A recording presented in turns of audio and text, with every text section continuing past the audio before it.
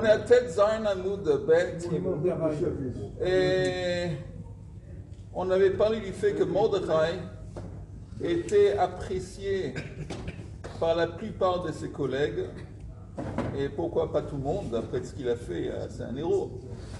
Parce que ses collègues se sont un petit peu éloignés de lui quand ils ont vu qu'il a été avant, il était un membre du Sanhedrin. Un membre du Sanhedrin, il était plongé dans la Torah du matin jusqu'au soir. Et là, Mordechai. Et là, subitement, il a reçu un poste important dans le palais. Et il y avait parmi les sages qui ont dit, bon, c'est Yérida. Pardon? Non. Ils étaient contre. Oui, la plupart étaient pour Mordechai, mais il y avait quelques-uns. Qui étaient contre. C'est encore une fois. כי מרדכי יהודי משנה למלך אחשוורוש וגדול ליהודים ורצוי לרוב אחיו. Il était populaire dans le sein de la majorité de ses frères. לרוב אחיו ולא לכל אחיו, מלמד שפירשו ממנו מקצת סנהדרין. Où est-ce qu'il faut. Combien de lignes d'en haut? On est 6 lignes d'en haut de la page, d'en bas. D'accord. 6 lignes d'en bas. Ah, d'accord. Non, mais c'est bon. Alors la Gemara dit, Batar, Amar Rav Yosef, vous voyez, vous y êtes, Amar Rav Yosef.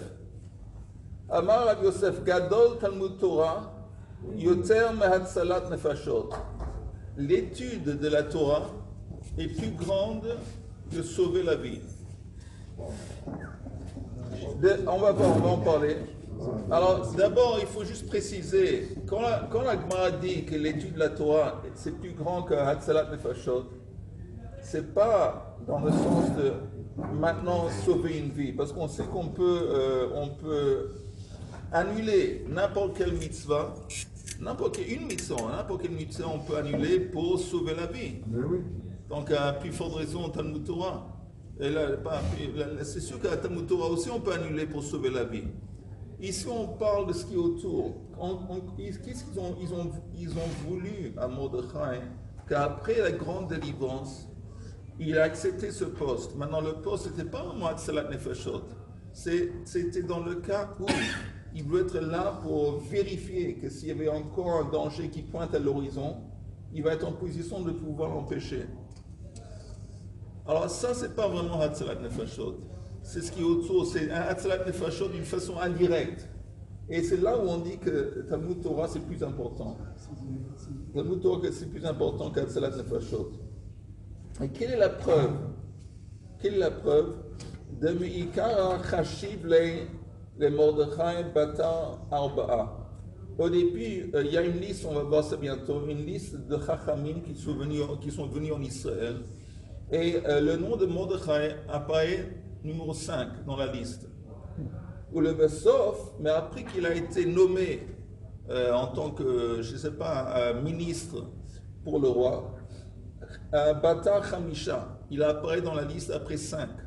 Il devient numéro 6. Au début, il était numéro 5. Après, il a été démonté. Il est devenu numéro 6. Et ça, c'est une preuve. On voit bien que Mikara Ktiv, au début, c'est écrit Asher Bao Im Zerubbabel, Yeshua Nechemia Sraya Ra'aya, Mordechai, Balshan. Et ça veut dire qu'il était numéro 5. Ou le Vesof, Ktiv Abaim Im Zerubbabel, Yeshua, Nechemia, Azariah, Ramia, Nechemia, Mordechai, Balshan. Donc là, on voit il figure plus loin dans la liste. Regardez juste le Rashi. Comment il a... Quand Achashverosh il a fait tuer Haman, il l'a nommé à sa place, donc il était numéro 2. Oui. Mais ici, on a une liste de Chachamim. On n'a pas une liste des ministres dans le palais du roi. On a une liste, parmi les Juifs, parmi les Chachamim, il a été démonté, il a été descendu. Regardez juste le Rashi, le dernier Rashi. Chez Kolzman, l'avant-dernier Rashi, Meikara, Yemei Koresh, au temps du roi Koresh, chez Allah, Zerubbabel Minagola, Mais Mordechai Imo, Zerubbabel est monté, c'est la première aliyah, disons, de Paras jusqu'en Israël. Mordechai a accompagné. Venez-nous Besef Ezra, et dans la liste des gens, il arrive à numéro 5. Et Arba Shana Haya, Ben Minyan le Minyan, Yemei Koresh le Daryavesh Acheron. Parce qu'il y a eu Koresh. Après, il y a eu Daryavesh. Non, après, il y a eu Koresh. Après, il y a eu chose là. Achashverosh. Après, il y a eu Daryavesh. Oui, Hacheni. Et justement, quand ils sont retournés en Israël, ils sont la deuxième aliyah, au temps de Daryavesh Acharon, le fils de Nassa Mordechai Sar Benatayim. Entre-temps, Mordechai est devenu un ministre. Yarar Mechashivuto. Et c'est la Chachamim. Dans les yeux des sages, on voit qu'il est descendu de statut. Au contraire, normalement, parce qu'il est devenu ministre. Parce que ministre, c'est bien beau, c'est beaucoup moins important que d'être un membre du Sanhedrin. Oui, non, mais, parce qu'il représente les Juifs, pour les protéger. C'est important s'il représente les Juifs. Je vais te dire quelque chose. Combien de fils il avait, Yosef? Pardon? Yosef en Égypte, combien de fils il avait? Deux. Comment il s'appelait? Ménaché. Ok, alors selon les sages, Ephraim, c'était le Ben Torah, c'est celui qui apprenait tout le temps. Et Ménaché, c'était l'adjoint de son père, Yosef. Il était très actif dans la vie politique en Égypte. Ouais. Et quand est venu le moment de la bracha que Yaakov Avinu était censé de donner, on dit du fait que Ménaché c'était le Bechor. Yaakov a donné de préférence, il a mis Ikar Bracha sur la tête d'Ephraim. Ça ne veut pas dire qu'il n'a pas béni, il a béni Ménaché. Mais on voit là aussi que quelqu'un qui est vraiment plongé dans la Torah, il a un niveau plus élevé que quelqu'un, même si c'est un chiite, et qu'il est au niveau politique, au niveau actif, il est actif dans la communauté, il fait des bonnes choses, des bonnes actions, tout ça c'est très apprécié. Mais c'est pas comparable à quelqu'un qui est vraiment gadol betour. Il y a un pirouche que dit que Ephraim, son descendant c'est Yoshua. Oui. Comme de Yoshua. Ok, alors on continue dans la Gemara. Amar Rab ve'item Rab Shmuel bar Marta Gadol Talmud Torah yoter mebinyan Beit HaMikdash. L'étude de la Torah c'est plus grand que la construction du temple. Donc ça veut dire qu'on ne s'interrompt pas pour construire le Beit HaMikdash en étude de la Torah? Non, ça ne veut pas dire ça, mais on va voir. Chez Kol Zman, chez Baruch ben Neria Kayam, tant que le grand Chacham Baruch ben Neria était en vie, il était en Babel, Lo inicho Ezra ve'ala. Ezra ne l'a pas quitté pour se joindre à ses frères dans la construction du temple. Parce que maintenant, si vous regardez le Rashi qui dit, le dernier Rashi, chez Kozman, chez Baruch ben Neria Kayam, Lo inicho Ezra ve'ala. Sheyesh lechalitz noah, on peut être surpris. Lama lo ala Ezra, im Zerubbabel, biyemei Koresh, Ad Hashana Shvi'it le Daryavesh. Pourquoi, en fin de compte, il a attendu jusqu'à la 7e année du règne de Daryavesh Acheron, le deuxième. Al-Achash Nivna Abayt. Et il est venu en Israël après la construction du temple. Comment chez Katoub Ezra, Veyavo Yerushalayim Bechodesh HaChamishi, Ishnat HaShvi'it la Melech. Pour le Midrash, et dans le Midrash, on dit Shaya lomed Torah mepi Baruch ben Neria. La réponse était que Ezra a préféré rester en Babel et apprendre au pied de Baruch ben Neria. Ve Baruch lo ala mi Babel, ve metcham, ve toch hashanim alalu. Et Baruch ben Neria, il était très vieux. Il n'a pas pu monter. Donc c'est pour ça qu'il est resté en Babel. Et Ezra est resté à ses pieds, à côté de lui, pour apprendre sa Torah, plutôt que d'aller participer à la construction du temple. Ok,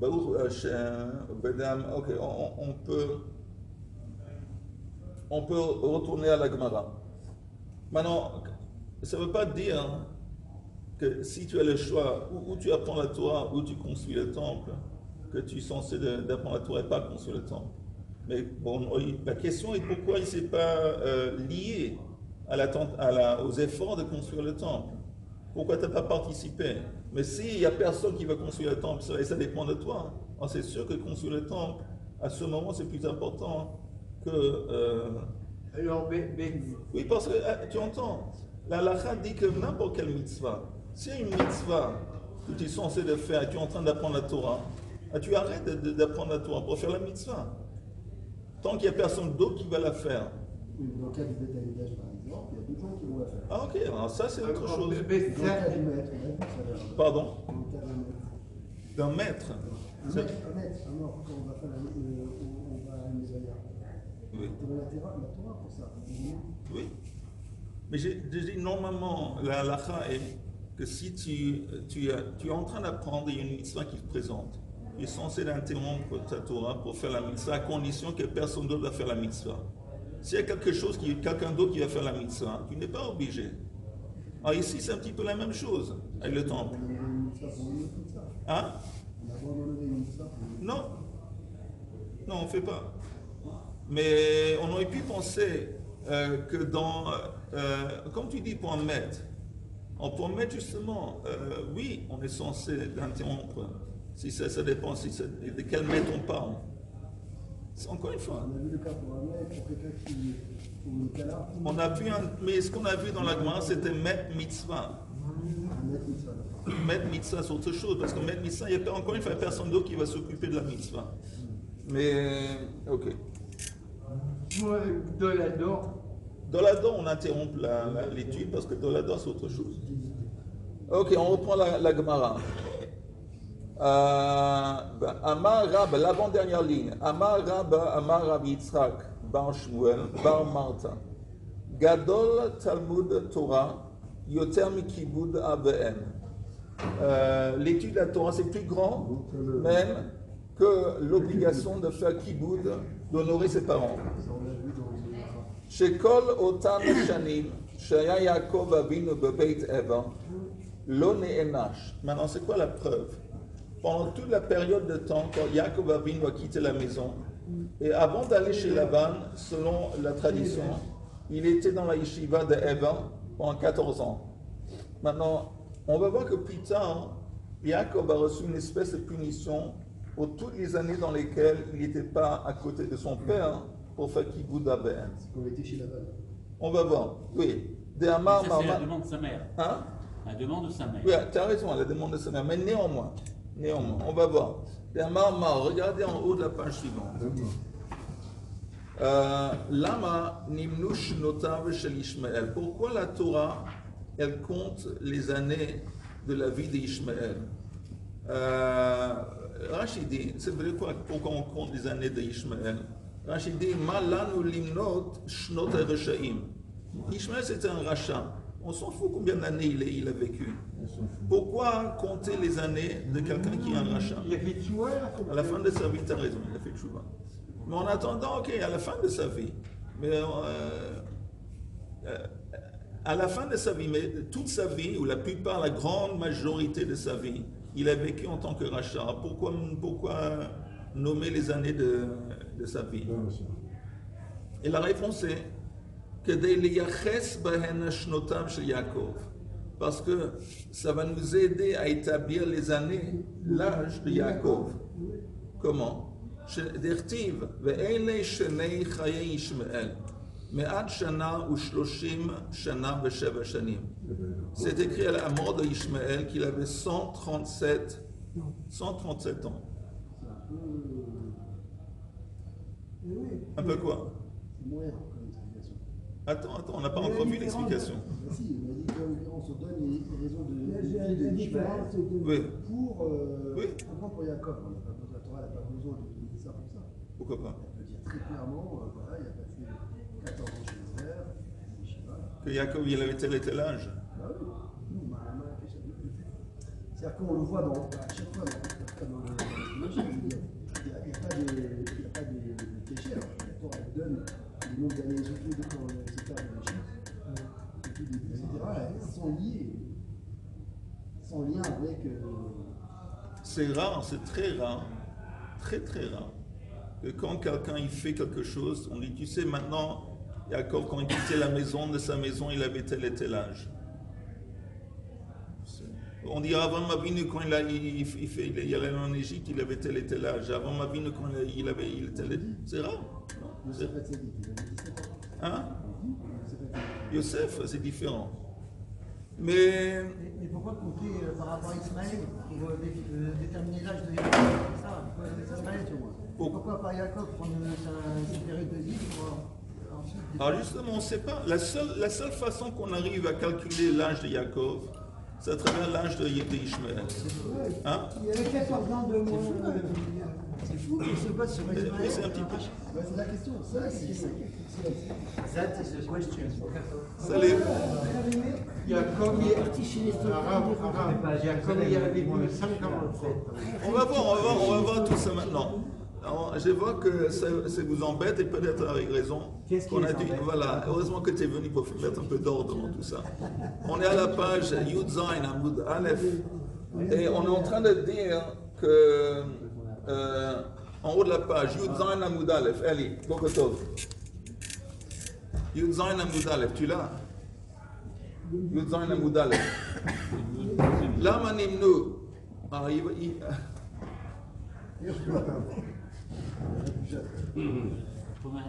Il faut beaucoup de patience.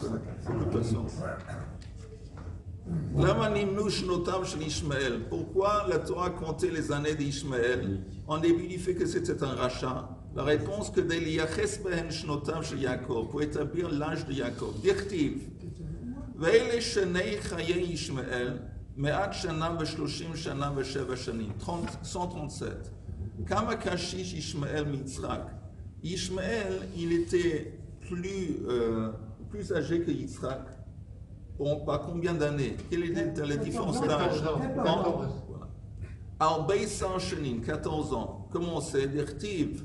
V'Avram ben Shmonim Shana ve'Shesh Shanim Beledet Hagar et Ishmael. C'est écrit dans la Torah que Avram avait 86 ans à la naissance d'Ishmaël.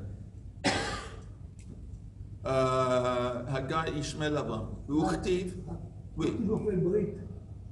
Il avait 8 jours. Oui. D'accord. Et il avait 14 ans, Ismaël. Oui. Bah oui. Non, mais la différence, parce qu'il a à voir, quoi.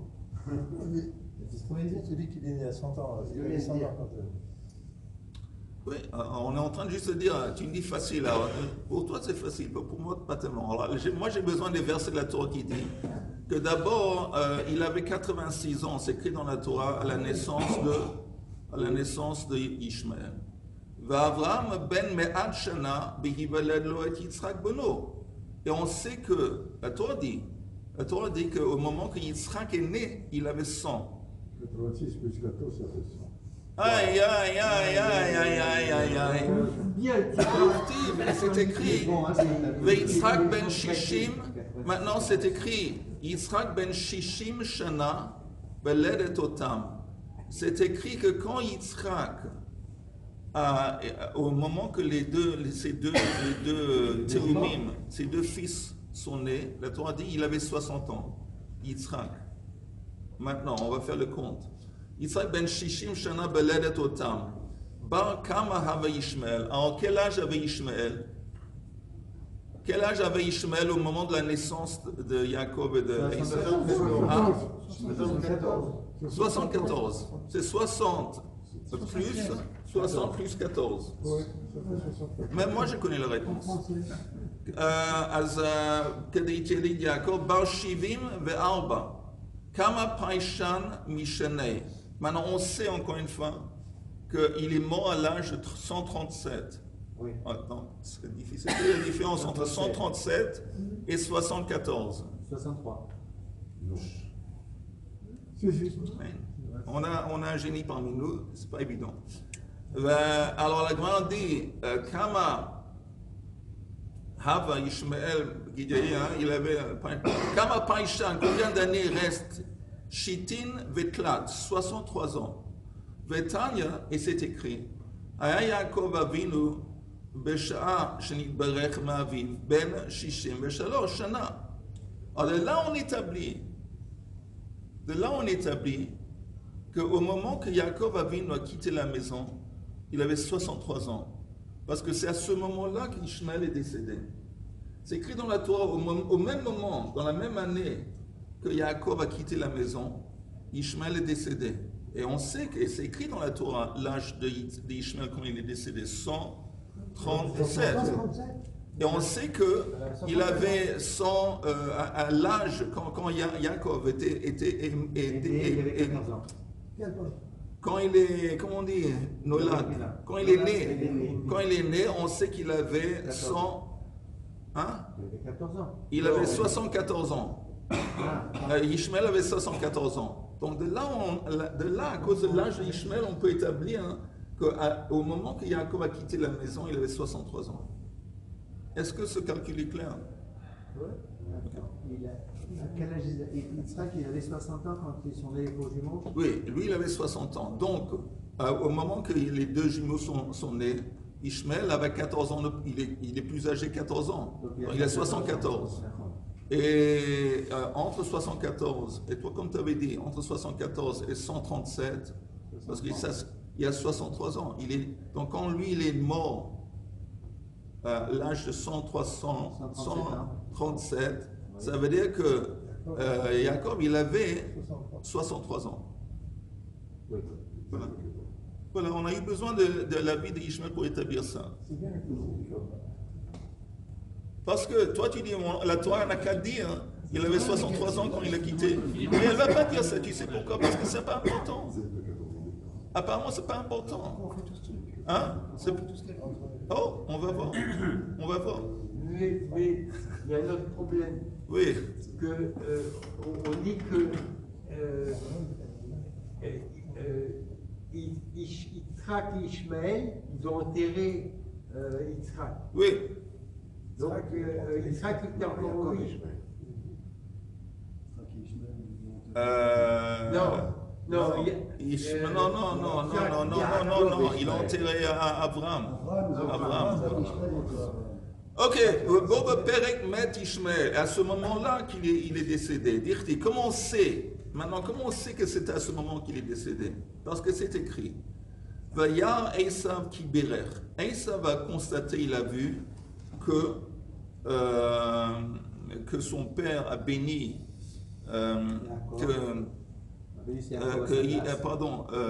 Yitzhak a béni Yaakov et Esav a vu ça. Et pas seulement ça, il a vu qu'il va maintenant l'envoyer à l'étranger pour épouser une femme qui n'est pas du quartier, une femme qui n'est pas canaanite. Et il avait déjà à ce moment, Esav, il avait deux femmes. Ils étaient canaaniotes. Alors il a vu que tiens, mon frère, on l'envoie à l'étranger. Les femmes du pays ne sont pas suffisamment bonnes pour mon frère. Moi aussi, je prends une femme qui parle vraiment et c'est la fille de Ishmaël. Là, Yirus, je prends la fille d'Ishmaël. Alors, Vayelech Esav al Ishmaël. Vayikach et Machat. Oui, troisième femme. Elle a un super nom. Hein? Vayikach et Machlat. Machalat bat Ishmaël Achot Nevayot. Il a épousé Machalat, qui était la fille d'Ishmaël, la sœur de Nevayot. Quelle importance c'est ça? Alors la Gemara dit Mimash Mashnema bat Ishmaël. Le moment que tu me dis que c'était la fille d'Ishmaël, je sais, parce que la Torah le dit, je sais que c'était la sœur de Nevayot. Je sais parce que c'est écrit dans la Torah qui sont les enfants d'Ishmaël. Il y a Nevayot, il y a Machalat. Alors pourquoi la Torah a besoin de préciser que Machalat c'était la sœur de Nevayot? C'est en plus. Melamed chez Kidsha Ishmaël. Alors de là on apprend qu'apparemment Ishmaël Kidesh et Machalat, il a accordé son accord, son autorisation que sa fille va épouser Esav. Et après il est mort.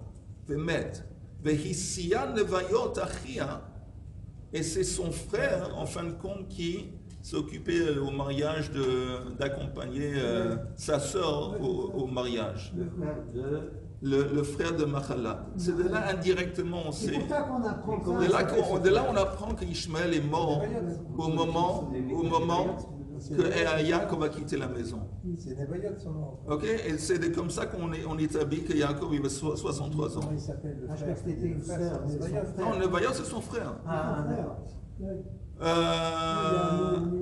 Maintenant, Shitin Vetlat.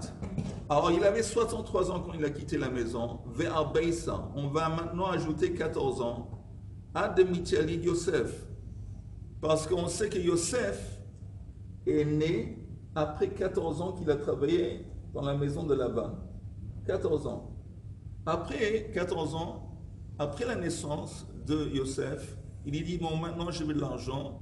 Il dit, tu veux de l'argent, bon, dorénavant, les 6 années qui vont venir, les troupeaux, les brebis qui vont être tachées sont à toi, tout ça.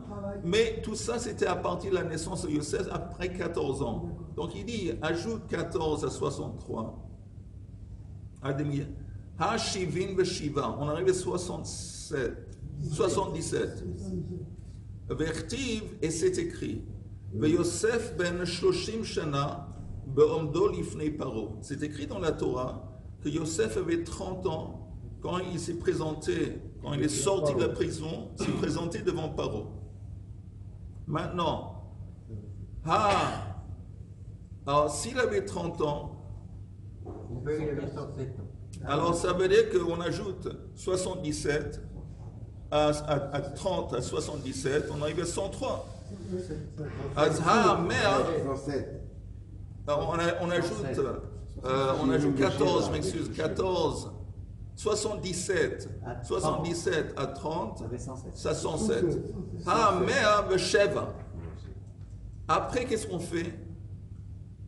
Shav de Sova, Vetzarte de Kafna.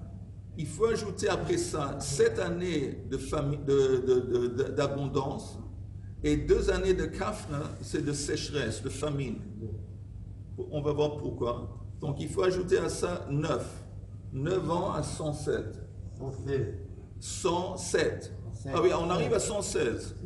Mea Veshitsa. On arrive à 116. Et c'est écrit, Urti Vayomer Paro el Yaakov. Quand Yaakov, justement, à quel moment est-ce que Yaakov a venu arriver en Égypte? Après les 7 ans d'abondance et les 2 ans de famine. Il est arrivé en Égypte la 2e année de la famine. Il y avait 7 ans, censé être 7 ans de famine. Il est la 2e année de la famine. Il est arrivé, c'est écrit ici.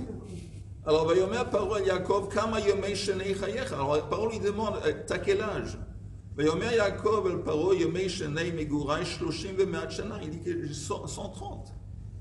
À la grande, il y a un truc qui tourne pas rond. Nous, on vient de faire le calcul. 116. Il est censé avoir 116. Il manque 14. Exactement. Et lui, il dit qu'à Paro, j'ai 130. Alors, comme Chaim a dit, il y a 14 ans qui manquent. Au compte. Il a étudié dans la yeshiva de...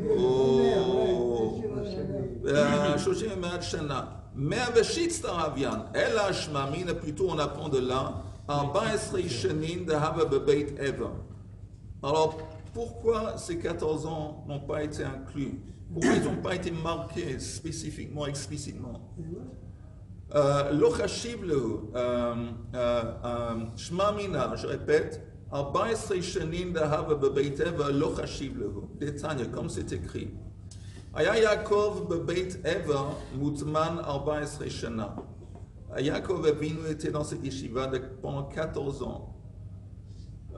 Met l'achar sheyarad Yaakov Avinu. Eva met. Maintenant, Eva, le Rosh Yeshiva, il est décédé l'achar sheyarad Yaakov Avinu le Aram Naharaim shtei shanim. Il est décédé 2 ans après que Yaakov a quitté la yeshiva. Yaakov a quitté après 14 ans la yeshiva, il arrive à Lavan, et la 2e année, il est dans la maison de Lavan. Eva est décédé. Yatsa Misham ובא לארם נהריים, נמצא כשעמד על הבאר בן 77 שנה. Donc il s'avère que quand Yaakov il arrivait à la maison de Laban, il avait 63 plus 14, il avait donc 77. Uminalan de l'Omianash. D'où est-ce qu'on sait que Yaakov n'a pas été puni par le fait qu'il n'a pas honoré son père pendant les 14 années qu'il était dans la yeshiva? Quand on va voir maintenant, Detanya, c'est enseigné Nimsa Yosef chez Piresh Me'aviv, Esrim Veshtaim Shana. On sait qu'Akadosh Baruch Hu, il gère le monde à travers quelque chose qui s'appelle Mida Keneged Mida. C'est vraiment une des façons de base qu'Akadosh Baruch Hu gère le monde, c'est Mida Keneged Mida. On voit ça avec Yaakov Avinu, on le voit beaucoup. Il a triché son frère.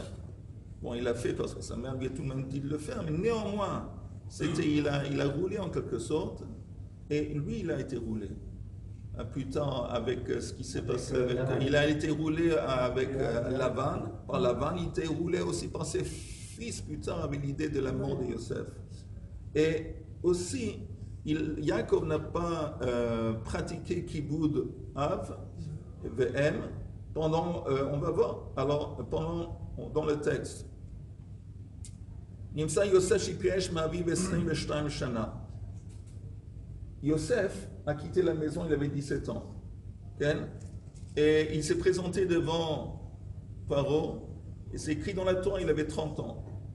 Donc on enlève, donc c'est 13 ans. 13 ans. 13 ans plus 7 ans, les 7 ans d'abondance et les 2 ans de famine. Donc 13 plus 9, ça fait 22. Et c'est seulement après 22 ans que Yaakov a revu son fils. Donc il avait 39 ans. Non, attends, mais on voit que Yaakov, pendant 22 ans, oui, il n'a pas vu son fils. Et il est parti à 17 ans. Alors ça veut dire, il a été puni, c'est Mida Keneged Mida. Il a été puni du fait que lui, il n'a pas fait Kiboudav. 22 ans. 22 ans, voilà. Oui. Et donc pour 22 ans, il n'a pas vu son fils aussi. On va voir que Shem Shipiresh Yaakov Avinu Me'aviv. De Yaakov Klatin Veshit Havian. Yaakov, il avait 36 ans. Pardon. Non, ça me dit rien, c'est tu vois. Que Shem Shipiresh Yaakov Avinu Me'aviv de Yaakov Klatin Veshit Havian. 36. Attendez une petite seconde. Oui, bien sûr. Parce qu'en fin de compte, on dit, mais Yaakov n'a pas été avec son père pendant 36 ans. 36 ans, parce qu'il faut ajouter, il y a les 14 ans de Eva, la yeshiva, plus les 20 ans, ça fait 34. Et plus le retour en Israël, quand il a quitté Lavan, ça lui a pris 2 ans. Donc ça fait 36 ans. Donc la Gemara est en train de demander des questions. Tu me dis que Yaakov a été puni, en quelque sorte, une espèce de punition par le fait que lui-même n'a pas appliqué Kiboud AVM. Donc en revanche, lui aussi, il y a un truc qui ne tourne pas, parce que lui, il n'a pas vu Yosef pendant 22 ans. Tandis que Yaakov n'a pas été avec son père pendant 36 ans. Et là, et de là, on voit justement que les 14 ans qu'il était dans la yeshiva de Eva n'ont pas été inclus dans le compte. Il n'a pas été puni pendant ces 14 ans de ne pas avoir été avec son père. Tout ça, c'est pour dire que l'étude de la Torah, c'est plus important que Kiboud AVM.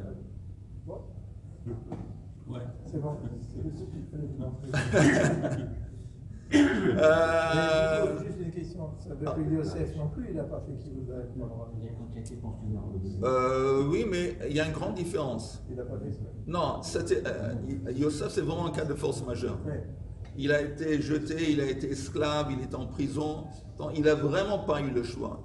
Et on pourrait dire qu'il a eu le choix quand il est sorti de prison, pendant les 9 ans. Ça, oui. Mais on dit qu'il a compris qu'il faut mettre en pratique son rêve. Il a compris que son rêve, ce n'est pas n'importe quelle espèce de prophétie, que c'est important que ce rêve se matérialise. Bref, Sauf, le Beit Lavan, mais la Gemara dit en attendant, il y a un truc que je ne comprends pas. Le Beit Lavan Estrin Shenin Havian. Il était chez Lavan pendant 20 ans. En 20 et les 14 ans, ça fait 34. Et la Meshum de Ishtae Beocha Tarten Shenim. Mais il s'est interdit sur la route de retour pendant 2 ans. De Tanya, c'est écrit dans la Braïta. Yatsa me'aram naharaim. ובא לסוכות ועשה שם 18 חודש. שנאמר ויעקב נשא סוכותיו ויבן לו בית. C'est écrit qu'il est arrivé dans un endroit qui s'appelle Sukkot et c'est au pluriel. Maintenant, quand est-ce qu'on fait une soukha normalement? On fait une soukha pendant l'été. On est dehors, on est dans l'été. Et le bait on fait pour l'hiver. Donc il y avait Sukkot, il y avait 2 étés et 1 hiver. Ça fait 18 mois. 18 mois, plus les 6 mois après qu'il était quelque part d'autre, ça fait ensemble, il fait le compte, ça fait 2 ans. Il était là 18 mois. שנאמר ויעקב נשא סוכותיו ויבן לו בית ולמקנהו עשה סוכות ובבית אל עשה 6 חודשים. Et il est resté 6 mois à Beit El où il a établi ce misbeh veikriv zvachim. Donc de là on arrive aux 2 ans de plus. Ça c'est avant de rencontrer Lavan. Non, tout ça c'est après le séjour dans la maison de Lavan, après les 20 ans. Quand il quitte Lavan pour retourner chez lui à la maison, le retour a pris 2 ans. C'est après la rencontre avec Esav. C'est après la rencontre avec Esav, exactement. Après. C'est de là qu'on voit que les Avot, ils faisaient la Torah. Parce que Sukkot, c'était avant le Mamad Arsinaï. Non, ça ne veut pas dire qu'il a fait Chag Sukkot. Non. Mais parce que tu sais, c'est écrit, il a fait des Sukkot pour ses bêtes. Ses bêtes. Et ce qui est intéressant, l'idée de Soukha pour une bête, parce que la première fois où on voit le mot Soukha dans la Torah, c'est ici, Sukkot. Et l'idée, encore une fois, de la Soukha, c'est quoi l'idée de base de la Soukha? C'est la sanctification de toute la dimension matérielle et aussi animale.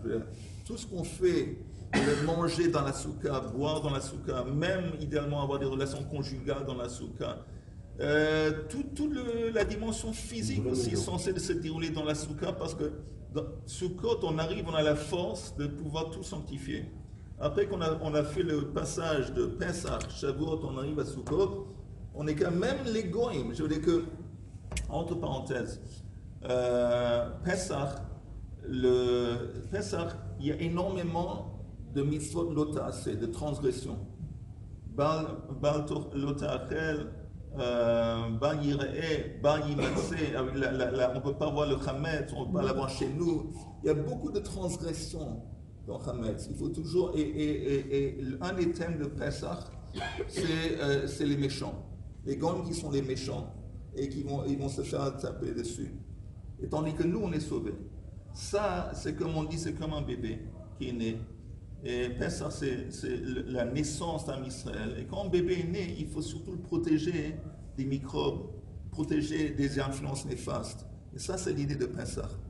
On nous dit, tu sais quoi, il faut se retirer des Égyptiens. Les goïms, c'est méchant, c'est mauvais, et vous avez été protégés à un kavod de l'imia.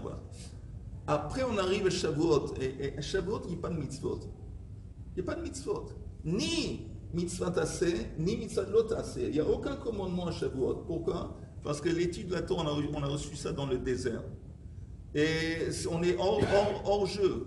On est en quelque sorte hors jeu. Parce que le but de la Torah, c'est d'être pratiqué dans la vie. Mais nous, on a reçu la Torah quand on était en quelque sorte en dehors de la vie. On était hors jeu, on était dans le désert, on était en dehors de la civilisation. Mais le but de tous ces 3 regalim, la destination finale, c'est Sukkot. Et Sukkot, là, on est rentré en Israël, on a le champ, on a la moisson, et on est assez fort aussi pour même rectifier les goïms. Et c'est pour ça que pendant Sukkot, on offre 70 offrandes pour les nations du monde. Là, on a plus peur. Pesach, on a peur des goïms. Et on se retire de eux et voilà. Sukkot, on arrive, on est capable de sortir dans le monde et de sanctifier. En quelque sorte, Sukkot, c'est le summum. On peut seulement arriver à Sukkot en passant par Pesach et Shavuot. Et pourquoi, encore une fois, la première fois dans la Torah, on voit le mot Sukkah, c'est dans le contexte des animaux. Parce que ça fait partie de ce que représente la Sukkah. Le but de la Sukkah, c'est de sanctifier tout le monde naturel, et y compris toute la dimension physique. Et ça, c'est l'animal dont on parle ici dans la Torah. Hadran alach Megillah Nikret. Pour Hashem, on a fini ce chapitre. Il nous laisse encore deux pages à peu près à la fin. Mamash à la fin, on va reprendre ça. Blined. Dimanche. Mercredi.